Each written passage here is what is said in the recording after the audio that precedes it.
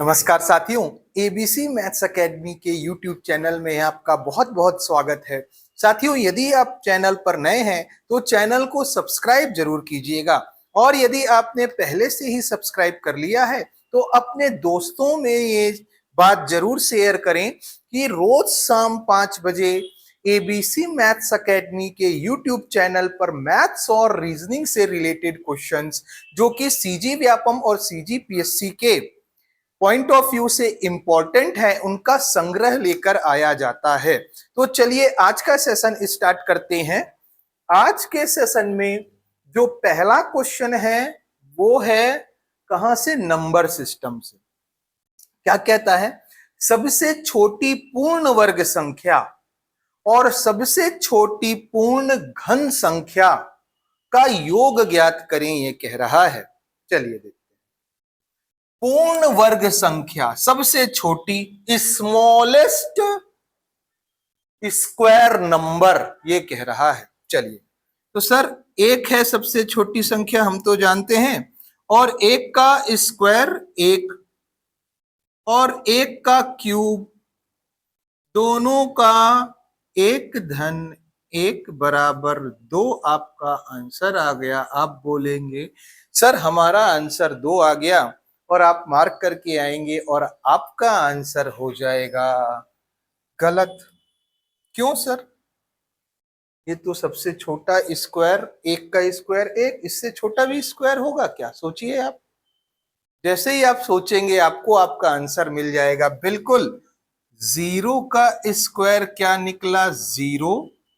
0 का क्यूब क्या निकला? 0। और इन दोनों का सम क्या आया? 0 आया। तो आंसर क्या है आपका? ये आंसर नहीं है भाई, आपका आंसर क्या है? 0 है। सर क्या ये आंसर आएगा? कभी आ सकता है, कभी बिल्कुल आ सकता है। कब आ सकता है? देखिए, पूरा कंसेप्ट आपको हम बता देते हैं। जब भी हम पढ़ाते हैं तो कंसेप्ट क्लियरिटी पे हमारा फोकस ज्यादा होता है। तो पहले कंसेप्ट समझिए। सबसे छोटी धनात्मक कहता, क्या कहता? धनात्मक पूर्ण वर्ग संख्या और सबसे छोटी ऋणात्मक पूर्ण वर्ग संख्या, ऋणात्मक पूर्ण घन संख्या कहता। तो अब आप देख, सॉरी सॉरी, ऋणात्मक नहीं, ये भी धनात्मक है, ये भी धनात्मक ही है। अब देखिएगा, ध्यान दीजिए, जो एक है ये इसका स्क्वायर करेंगे आएगा 1, और एक का क्यूब करेंगे आएगा 1, और दोनों का योग कर लेंगे आएगा 2। ठीक है सर, पर अब 0 क्यों नहीं लिए? धनात्मक बोल दिया तो आपको बात ये बहुत अच्छे से पता है। 0 is neither positive nor negative. 0 ना ही धनात्मक है ना ही ऋणात्मक, तो अब 0 नहीं ले सकते अपन। तो इससे जस्ट बड़ी, अब सबसे छोटी धनात्मक कौन हो गई? सबसे छोटी धनात्मक है एक। एक का वर्ग और एक का क्यूब किया, कितना आया? 2 आया। और यहाँ पे आप देखेंगे, यहाँ पे धनात्मक या ऋणात्मक कहा है क्या? नहीं।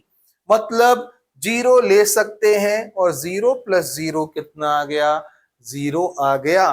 तो इस कंडीशन में 0 आएगा, लेकिन इस कंडीशन में आंसर क्या आता?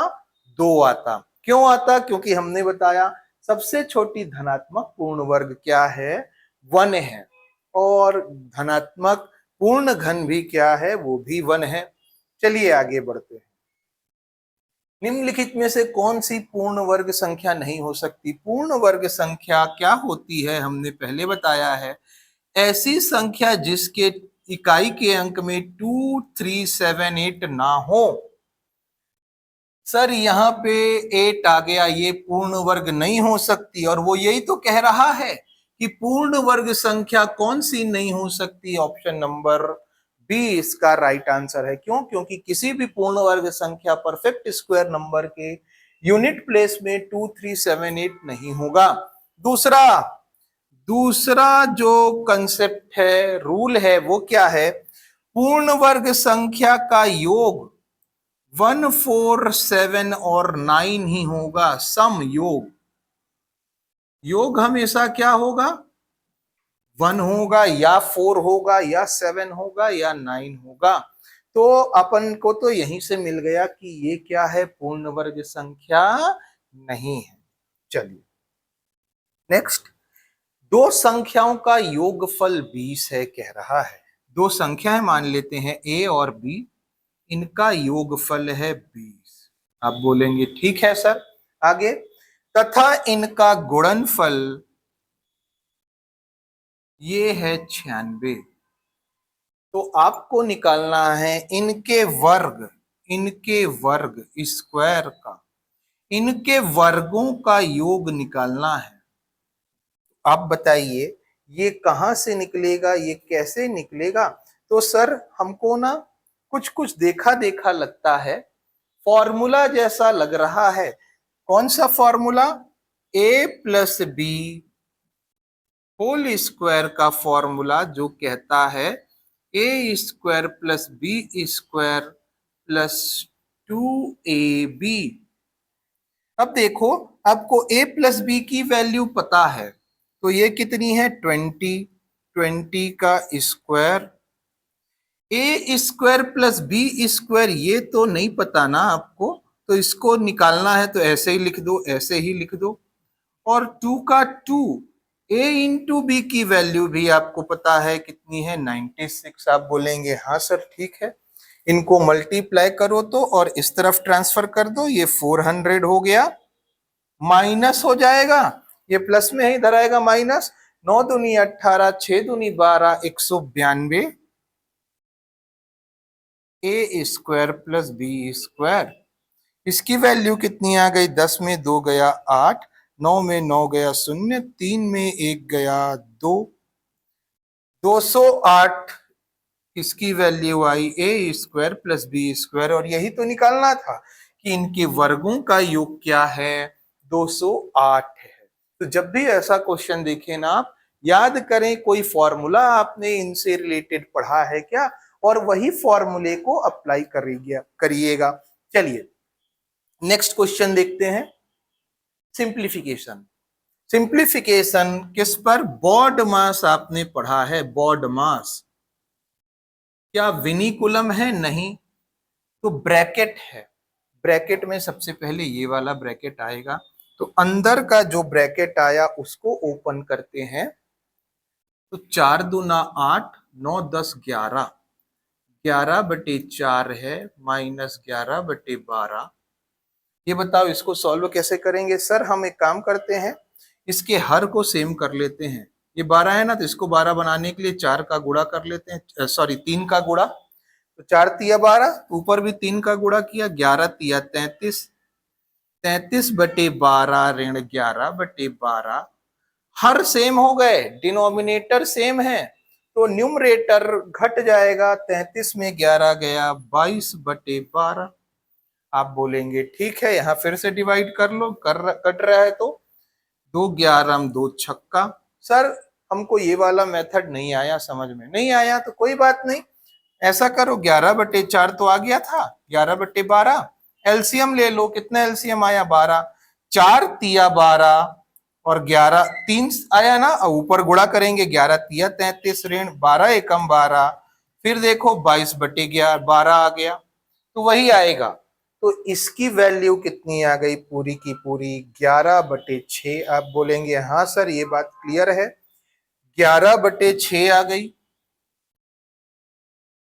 ऋण है यहाँ पे, 6 छंग 36, 36 में से 11 गया 5 और 2, 25/6 हो गया यहाँ तक, तो 25/6 ये वाले तक। इधर सॉल्व करो, 8 तिया 24 और 1 25, 25/8, और ये डिवाइड का साइन है, और ये कितना हो गया 25/6। अब ध्यान से देखिएगा, कंसेप्ट समझना, जिनको नहीं पता एक बार देखिए, ये डिवाइड कभी भी सॉल्व नहीं होता, डिवाइड सॉल्व नहीं होता, किस में बदलता है, मल्टीप्लीकेशन के साइन में। जैसे ही बदला ना, सामने वाले नंबर बदल जाते हैं, मतलब पलट जाते हैं, तो नीचे वाला ऊपर, ऊपर वाला नीचे, 25 से 25 कैंसिल, 2 तिया 2 चौक, तो कितना आया 3/4, यहां तक आ गया ना, यहां तक 3/4 आ गया।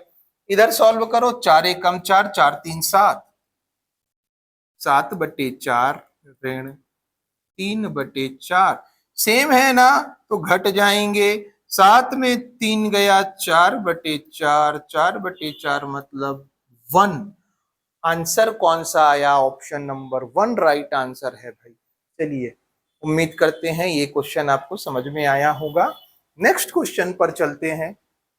बहुत शानदार क्वेश्चन एलसीएम एचसीएफ का। क्या कह रहा है? 95 और 171 का जो एचसीएफ है वो उतना है। सर ये क्या है? सर ये देख रहे हैं ना हम, तो हमारा दिमाग खराब हो गया। जैसे एन एक्स वाई जेड आता है, हमको कुछ समझ में नहीं आता। नहीं आता तो छोड़ो, अभी सिर्फ ये देखो 95 और 171 का एचसीएफ है ये। आप ये बताओ, आप निकाल सकते हो 95 और 171 का एचसीएफ? तो आप बोलेंगे हाँ, किससे कटेगा? 9 से। 9 से नहीं कट रहा, 5 से। 5 से नहीं कट रहा, 19 से कटेगा। 19 पंचे 95 और 19 निया 171। क्या और किसी से डिवाइड होगा? नहीं। तो एचसीएफ कितना आ गया? 19 आ गया आपका एचसीएफ। और वो कह रहा है एचसीएफ ये है और आपने निकाला एचसीएफ ये है, मतलब वो कह रहा है, क्या कह रहा है? 95 n माइनस 171 ये एचसीएफ है। और आपको तो पता है एचसीएफ क्या है? 19। तो दो, ये भी एचसीएफ ये भी एचसीएफ, दोनों बराबर हो जाएंगे। ये इधर आएगा तो कितना हो जाएगा? 190। 19 जुड़ा तो 190। 95n, n की वैल्यू कितनी आ गई? 9 दूनी 18, 5 दूना 10, 2 बार गया है, तो n की वैल्यू कितनी आ गई? 2। वही तो वो पूछा था, ध्यान से देखो, ध्यान से देखो।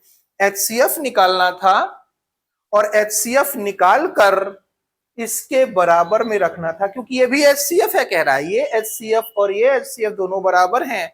n की वैल्यू आपको निकालनी थी। चलिए नेक्स्ट क्वेश्चन, अब देखना ध्यान से।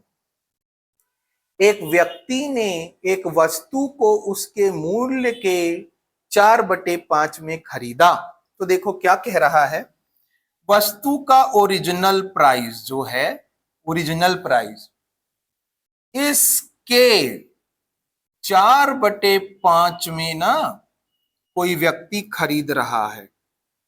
मतलब उसका सीपी क्या है? सीपी क्रय मूल्य ओरिजिनल का 4/5। तो ये बताओ सीपी और ओरिजिनल प्राइस क्या आ जाएगा? 4/5। मतलब इसकी वैल्यू, इसका मतलब क्या है ये बताओ सर? हमको कुछ समझ में नहीं आया, मतलब बताओ। तो ये समझो मतलब, मान लो वस्तु का ओरिजिनल प्राइस ना 5 रुपया है, तो उसने खरीदा कितने में? व्यक्ति ने कितने में खरीद लिया? 4 रुपया में खरीदा। ये है ओरिजिनल का 4/5, वास्तविक मूल्य का 4/5 में खरीद रहा है। खरीदी मूल्य बराबर है वास्तविक मूल्य के 4/5 के। बस ये बात है। तो रेशियो लिया, ओरिजिनल प्राइस 5, खरीदा कितने में है? 4 रुपए में। चलो, उसके मूल्य से इतने में खरीद तो लिया, लेकिन अब बेच कितने में रहा है पता है? बेच रहा है जो उसका मूल्य था, ये मूल्य के 20% अधिक। तो बेचा कितने में है? एसपी क्या है उसका? ये ओरिजिनल मूल्य का मतलब गुणा 20% अधिक, तो 120% में नहीं बेचा होगा, 120% में। आप बोलेंगे हाँ, 20 छंग 20 पंचे 5 से 5, तो खरीदा 4 में, बेचा 6 में। तो लाभ बताइए, लाभ कितने का हुआ? लाभ हुआ 2 का। कहां से? 4 से, क्योंकि 4 में खरीदा था, 4 में खरीदा है, वहीं से तो लाभ होगा। कितने का लाभ? 2 का इंटू 100%, 2 दूना कितना आया? 50% राइट आंसर है भाई, 50%। देखिएगा, बहुत बढ़िया क्वेश्चन था। क्या कह रहा है? जितना मूल्य था उतने में ना खरीद के 4/5 में खरीदा। अब इस मूल्य के ही 20% अधिक में बेच दिया, तो कितने में बेचा? 6 में। प्रॉफिट कितने का हुआ? इतने से कितने? 2 का प्रॉफिट है। चलिए नेक्स्ट क्वेश्चन भाई। हाँ, ये थोड़ा कैलकुलेटिव क्वेश्चन आपको लग सकता है, थोड़ा ना मॉडरेट से हार्ड के बीच में ये पेपर हमने सेट किया है। यदि आप कांस्टेबल की बात करें, आमीन की बात करेंगे तो ठीक है, ये ऐसे क्वेश्चन आप एक्सपेक्ट कर सकते हैं। देखिए, आमीन हो गया, सब इंस्पेक्टर हो गया, उनके लिए ये क्वेश्चन है। कांस्टेबल के लिए थोड़ा सा हार्ड लेवल हो सकता है। मोहित और सुदेश ने एक ही दुकान से पेन और नोटबुक खरीदे। पेन भी खरीद रहा है, नोटबुक भी खरीद रहा है, ठीक है। मोहित ने 180 रुपए की राशि भुगतान करके 3 पेन और 6 नोटबुक खरीदे। 3 पेन और 6 नोटबुक खरीद रहा है, कौन खरीद रहा है? मोहित। कितने रुपए का भुगतान किया है? 180 रुपए का, आप बोलेंगे ठीक है। सुदेश ने 116 रुपए की राशि का भुगतान करके 5 पेन और 2 नोटबुक, 5 पेन और 2 नोटबुक कौन खरीदा है? सुदेश। और कितने का भुगतान किया है? ये सुदेश का है और ये मोहित का है, आप बोलेंगे ठीक है सर। अब देखना ध्यान से, हमको जब भी ऐसा इक्वेशन आता है ना, तो हम क्या करते हैं, हम ना बराबर कर लेते हैं। ये कोफिशिएंट है, इसको बराबर कर लेंगे। तो यहाँ 5 है, यहाँ 3 है। अच्छा एक काम करो, ये तो कट जा रहा है ना। अच्छा चलो ठीक है, ध्यान से देखिए क्या करना है। यहाँ 5 है तो यहाँ 5 का गुणा करो, यहाँ 3 है तो 3 का गुणा करो। क्या आया? 5 तिया 15p प्लस 5 छक्का 30n, क्यों? 5 छक्का 30n बराबर 18 पंचे 90, 900। यहाँ पे करो 5 तिया 15p प्लस 3 दूना 6n और प्लस 6 से 3 से गुणा करेंगे, 6 दूनी 12, 6 तिया 18, 11 तिया 33 और 1 34। अब दोनों को घटा लो, घटाएंगे ना तो ये दोनों कैंसिल, घटाएंगे 30 में 6 गया 24n, घटाएंगे 2 गया, 9 में 4 गया 5 4 9 और 8 में 3 गया 5। किससे कटेगा? 12 से कट जाएगा। 12 दूना 24, 12 दूना 24, 12 तिया 36, 12 चौक 48, 12 चौक 48। कितना बचा? 5 6 7, 12 पंचे 7, 12 छंग 72, 12 दूना 24, 23। एन की वैल्यू कितनी आई? 23 रुपए। तो ये बताओ, एन की वैल्यू 23 रुपए आई और वो कह रहा है मोहित ने नोटबुक खरीदने पर कितना खर्चा किया। मोहित ने नोटबुक 6 नोटबुक खरीदी हैं, एक नोटबुक की कीमत 23 रुपए, तो 6 नोटबुक की कीमत 6 दूनी 12, 6 तिया 18, 6 दूनी 12 और 1 13, 138 रुपए राइट आंसर है। देखो ध्यान से, आपको ना एक वैल्यू निकाल लेनी थी। कैसे निकालते हैं? अलग अलग इक्वेशन दिया होता है तो दो जो कॉफिशिएंट है इनको बराबर कर लेते हैं, बराबर करने के बाद घटा देते हैं। चलिए नेक्स्ट क्वेश्चन। हाँ, ऐसे क्वेश्चन आप एक्सपेक्ट कर सकते हैं सभी एग्जाम में। 17 25 से कितना परसेंट कम है? कहां से? 25 से। कौन कम है? 17। कितना कम है? तो 5 और 3 8 कम है। कहां से कम है? 25 से। इंटू 100%। देखिए 25 चौक 100, 8 चौक 32% कम है। Option number B right answer है भाई। सिंपल सा क्वेश्चन था। Next question. हाँ, किसी संख्या के वर्ग में 19 संख्याएं हैं तो उस संख्या में अंकों की संख्या ज्ञात कीजिए। सर इसका मतलब क्या है? समझिएगा, ये बताइए कि 11 का स्क्वायर कितना होता है? 121। अच्छा आप बताओ, 40 का स्क्वायर बताओ तो। सर 1600। यही है ना। आप बताओ 2 का स्क्वायर कितना होता है? 4। ये बताओ 8 का स्क्वायर कितना? 64। ठीक है, अभी यही रखते हैं। वो कह रहा है किसी वर्ग में यदि 3 संख्या है, यहां पे छोड़ो 19 को, छोड़ो 3 लिखो। किसी वर्ग में 3 संख्या है, वर्ग संख्या है, कोई परफेक्ट स्क्वायर है, उसमें 3 संख्या है, तो इस संख्या किसका वर्ग है? ये 11 का। तो 11 में कितने अंक हैं? तो 1 है और एक 2 संख्या है। किसी वर्ग में 4 संख्या है, तो जिसका ये वर्ग है उसमें कितनी संख्या है? तो आपने देखा 2। तो देखो ध्यान से समझना, जब भी ऐसा दिया जाए ना, किसी वर्ग में 2 संख्या है तो इस जिसका वर्ग है उसमें कितनी संख्या? 1। किसी वर्ग में 1 है तो इसमें कितनी संख्या? 1। सर सबका अलग अलग आ रहा है, यहां 2 है तो यहां 1, यहां 1 है तो 1, यहां 3 है तब भी 2, 4 है तब भी 2। तो ऐसे कैसे निकालेंगे? तो समझना, जब भी आया सम संख्या है, इवन नंबर है, तो आपको क्या करना है? 2 से डिवाइड करना है। इवन नंबर कितना है? 4 संख्या है ना, तो 4 को 2 से डिवाइड करो, 2 संख्या। 2 संख्या है ना, इवन है 2, एक संख्या दहाई तक है, तो 2 से डिवाइड करो 1। लेकिन जैसे ही विषम संख्या आए, अब ये 2 से डिवाइड तो हो नहीं सकता, तो क्या करो? 1 जोड़ो और 2 से डिवाइड करो। तो देखो 3 संख्या है, तो 3 और 1 4, 4 को 2 से डिवाइड करो 2। उम्मीद करते हैं कंसेप्ट क्लियर हो रहा होगा। तो ये कंसेप्ट रहा। अब क्वेश्चन जरा बनाइए बाबू, आप क्या कह रहा है?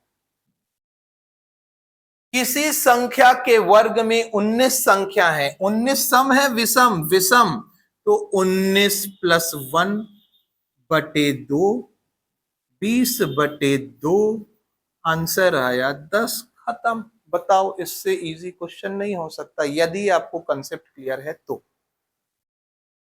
नेक्स्ट क्वेश्चन देखो भाई, ध्यान से देखो। सम अभाज्य संख्या, सम अभाज्य संख्या होती क्या है?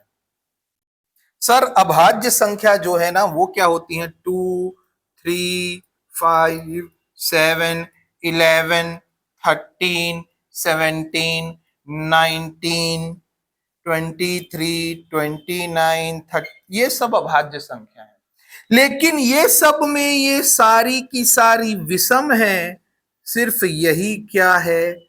सम है। आप बोलेंगे हाँ सर यही बस तो सम है। तो वही कह रहा है सम अभाज्य संख्या कौन सी है? 2 है। और 2 का नंबर कौन सा है? 2। तो 2 का तो 2 आएगा, सॉरी ए का 2 आएगा, ए का 2 आएगा, ए का 2 आएगा, आंसर नहीं हो सकता। आगे, सबसे छोटी भाज्य संख्या 4 से शुरू होती है। 4, 6, 8, 9, 10। सबसे छोटी भाज्य संख्या कौन सी है? 4 है। मतलब बी का आएगा 3, क्योंकि तीसरे में ही 4 है, तीसरे नंबर पे 4 है। तो 2 बी का 3, बी का 3 आएगा, आंसर नहीं हो सकता, यही आंसर है। अब आगे पढ़ लेते हैं। पहला विषम अभाज्य संख्या, अभाज्य संख्या जो विषम हो वो कौन है? 3। और 3 ऑप्शन नंबर किसमें दिया है? 4 में। चेक करो, सी का 4, तो डी का क्या आ जाएगा? 1। सबसे छोटी परिपूर्ण संख्या, सर परिपूर्ण संख्या 6 है, हमको यही नहीं पता परिपूर्ण क्या है। हमने क्वेश्चन तो बना लिया लेकिन परिपूर्ण का मतलब ही नहीं पता। तो अब हमने कहा है एक एक कंसेप्ट क्लियर करेंगे ना, तो परिपूर्ण संख्या देखते हैं कि परिपूर्ण संख्या क्या है। परफेक्ट नंबर या फिर परिपूर्ण संख्या एक ही बात है।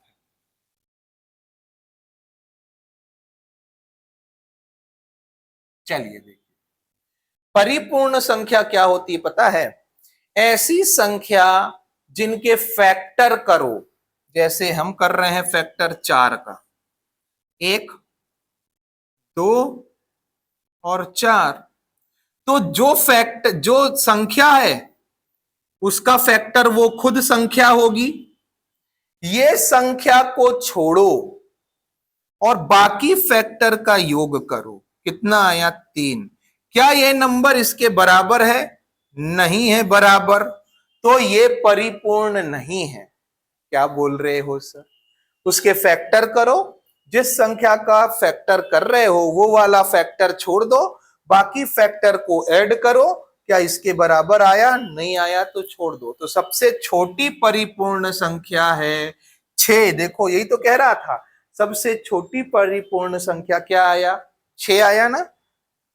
तो 6 के फैक्टर करो, एक बार चेक कर लेते हैं। 1, फिर 2, फिर 3, फिर 6, और किसी से डिवाइड होगी? नहीं। 6 छोड़ो।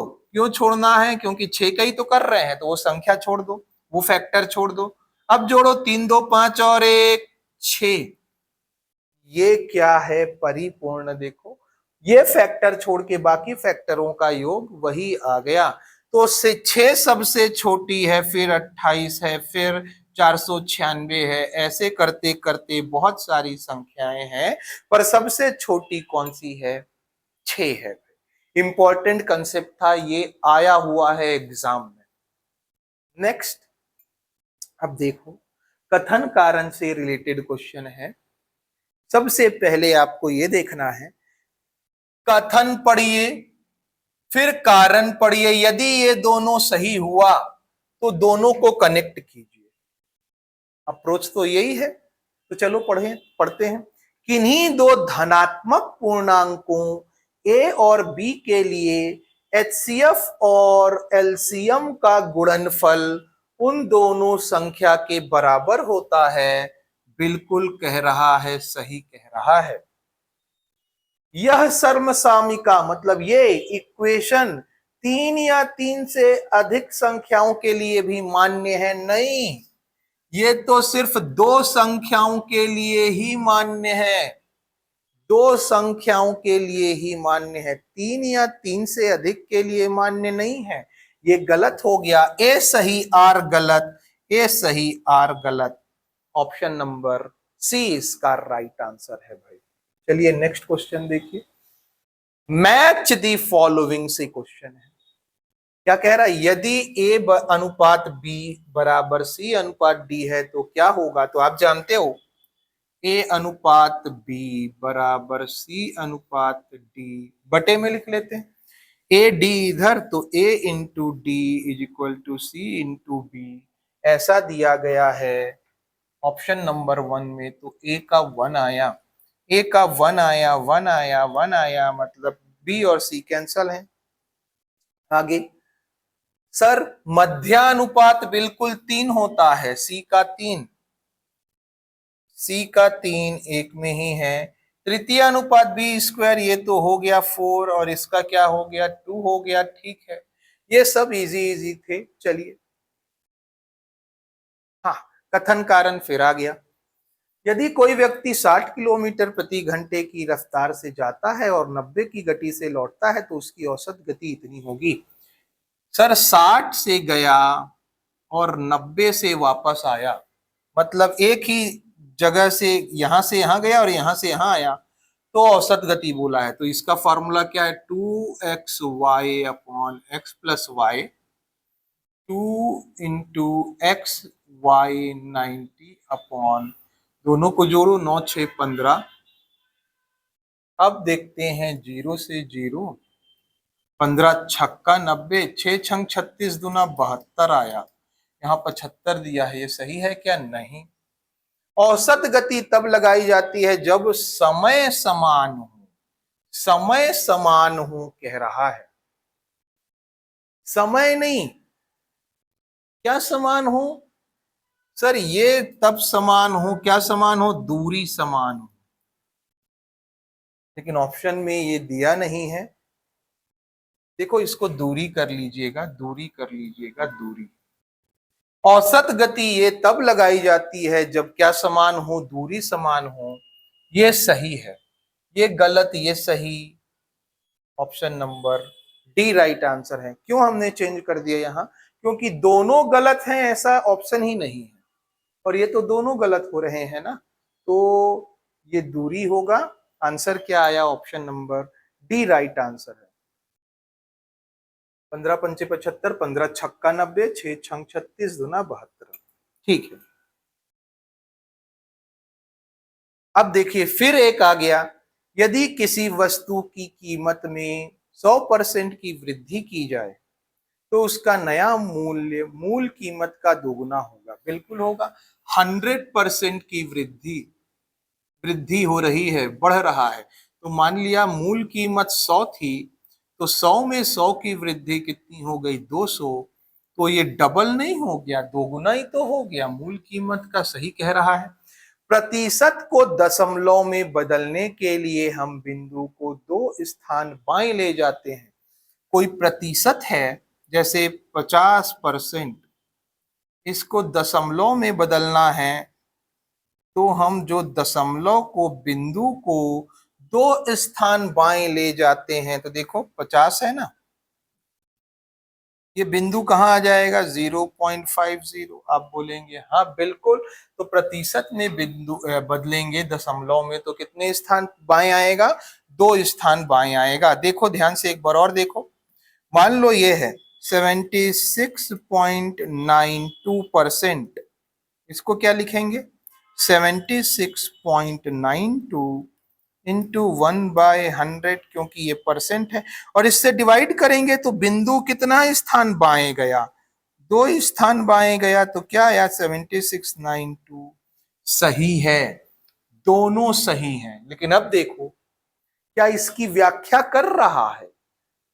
यदि किसी वस्तु की कीमत में 100% की वृद्धि की जाए तो उसका नया मूल्य मूल कीमत का दोगुना होगा।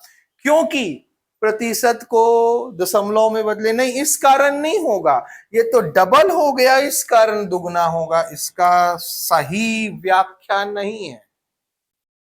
चलिए, मूलधन को दोगुना करने पर साधारण ब्याज भी दोगुना होगा, हम जानते हैं। साधारण ब्याज बराबर मूलधन गुणित दर गुणित समय बटे 100। यदि ये दोगुना हो गया तो ये भी दोगुना हो गया। सही कह रहा है, क्योंकि डायरेक्टली प्रोपोर्शनल है, ये दोनों ये बराबर है ना, तो अगर ये डबल हो रहा है तो ये भी डबल होगा। चलो, समय को दोगुना करने पर भी साधारण ब्याज दोगुना होगा। हाँ बिल्कुल, ये भी दोगुना होगा तो ये भी दोगुना होगा। सही बात है, दोनों सही हैं। तीसरा, साधारण ब्याज मूलधन के वर्ग के समानुपाती होता है। नहीं भाई, साधारण ब्याज कहाँ मूलधन के वर्ग के समानुपाती है? साधारण ब्याज मूलधन के समानुपाती है, वर्ग के समानुपाती नहीं है। गलत। साधारण ब्याज समय और दर का वर्ग है। साधारण ब्याज समय और दर का वर्ग है। इन दोनों के का वर्ग है क्या? नहीं है। 1 और 2 सही है। Option number D right answer है भाई। चलिए, वैसे भी यदि दोनों सही हो गए ना, तो एक में ही है 1 और 2, बाकी में तो कहीं 1 2 नहीं आए, आपको देखना ही नहीं था। नेक्स्ट, 69 और 92 के बीच आने वाली अभाज्य संख्याओं का औसत। अब आपको अभाज्य संख्या याद होनी चाहिए। सबसे पहले इन दोनों के बीच में आना चाहिए। तो 69 से बड़ी अभाज्य, 69 खुद अभाज्य तो है नहीं, बड़ी अभाज्य संख्या 71, फिर होगी 73, फिर है 73, 73 के बाद 79, 79 के बाद 83, 83 के बाद 89, और 91 तो है नहीं। सबको जोड़िए, कितना आ गया? 9 9 18 19 20 21 22 23 24 और 1 25। अच्छा, 5 से डिवाइड करेंगे। 25 की 5 हासिल आई, 2 8 2 10 18, 18 7 25, 25 और 7 32, 32 और 7 39। 5 से डिवाइड किया, 5 सत्ते 35, 4 बचा 5 निया 45, option number A right answer है भाई। बहुत बढ़िया क्वेश्चन था।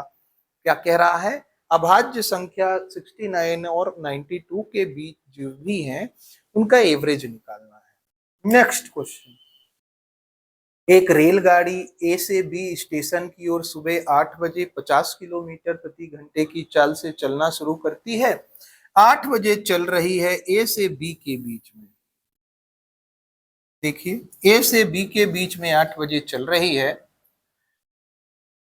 दूसरी रेलगाड़ी ए से बी की ओर 11 बजे चल रही है। ये 8 बजे निकल गई, ये रेलगाड़ी निकल गई 8 बजे, यहां पहुंची है। देखो ध्यान से, ये रेलगाड़ी ना 8 बजे तो निकल गई, 11 बजे यहां पहुंची है। और जो निकली है वो 8 बजे जो निकली है वो 50 किलोमीटर प्रति घंटे चलती है। तो 8 बजे से 11 बजे तक चली है। कितना घंटे चली है? 3 घंटे। 8 9 10 11। और 1 घंटे में 50 किलोमीटर चलती है, तो 3 घंटे में 5 तिया 15, 150 किलोमीटर चल ली है ये ब्लैक वाली रेलगाड़ी।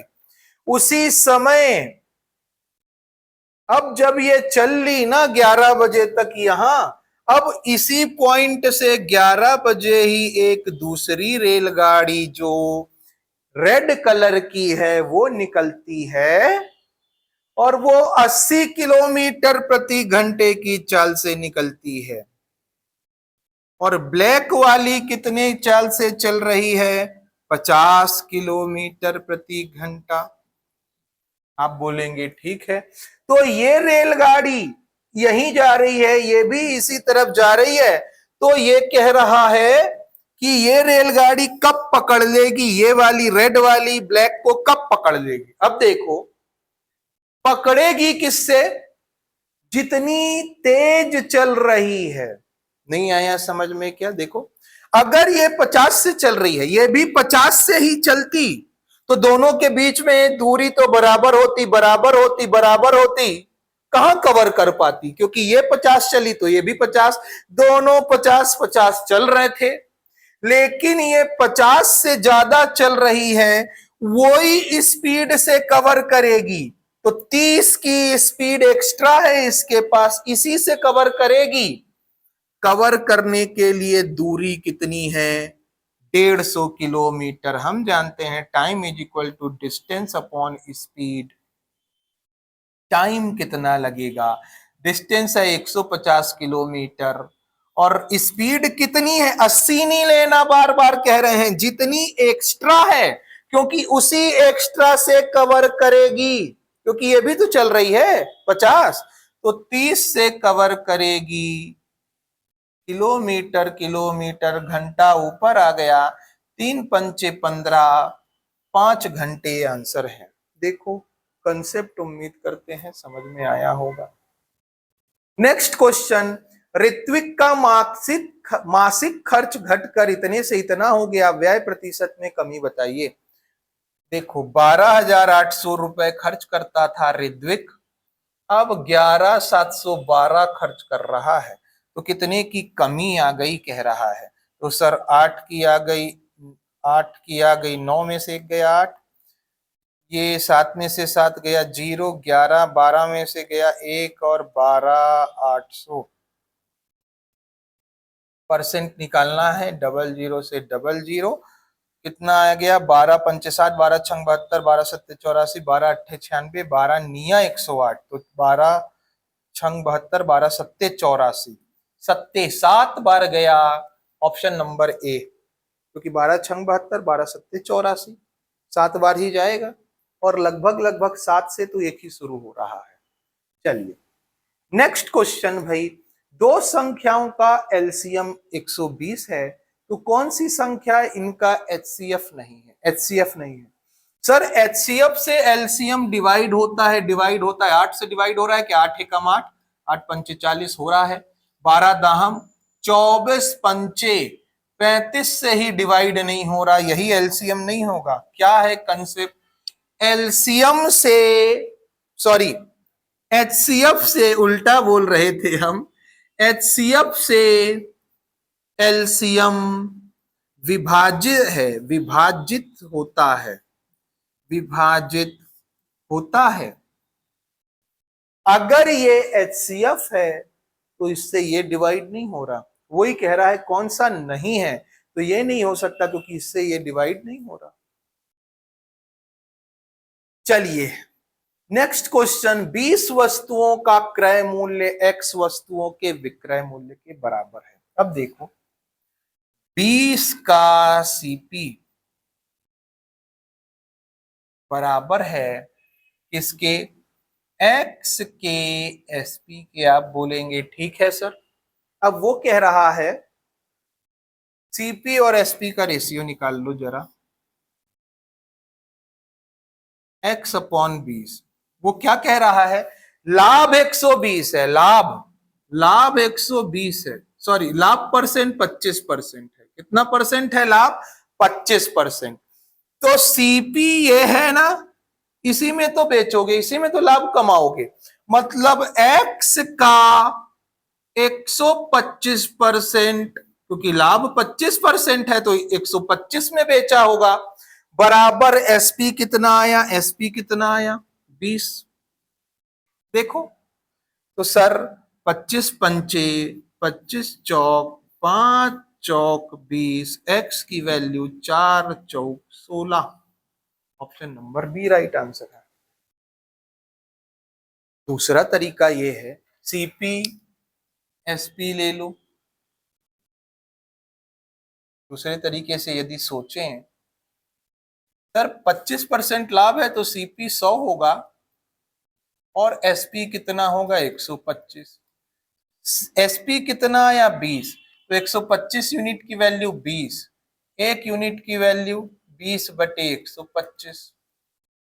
तो सीपी निकालना है ना, सीपी 100 यूनिट की वैल्यू इतना 25 पंचे 25 चौक 5 चौक 4 चौक 16, राइट आंसर है भाई। टोटल अपन ने पूरे के पूरे 20 क्वेश्चन इस सेशन में कर लिया है। आपको ये सेशन कैसा लगा हमें कमेंट सेक्शन में जरूर बताएं। यदि सेशन अच्छा लगा हो तो लाइक और शेयर जरूर कीजिएगा वीडियो को। आप में से जितने लोगों ने सब्सक्राइब नहीं किया है सब्सक्राइब जरूर कीजिए भाई। और मिलते हैं ऐसे ही रीजनिंग के नेक्स्ट सेशन में कल, मतलब तब तक के लिए धन्यवाद।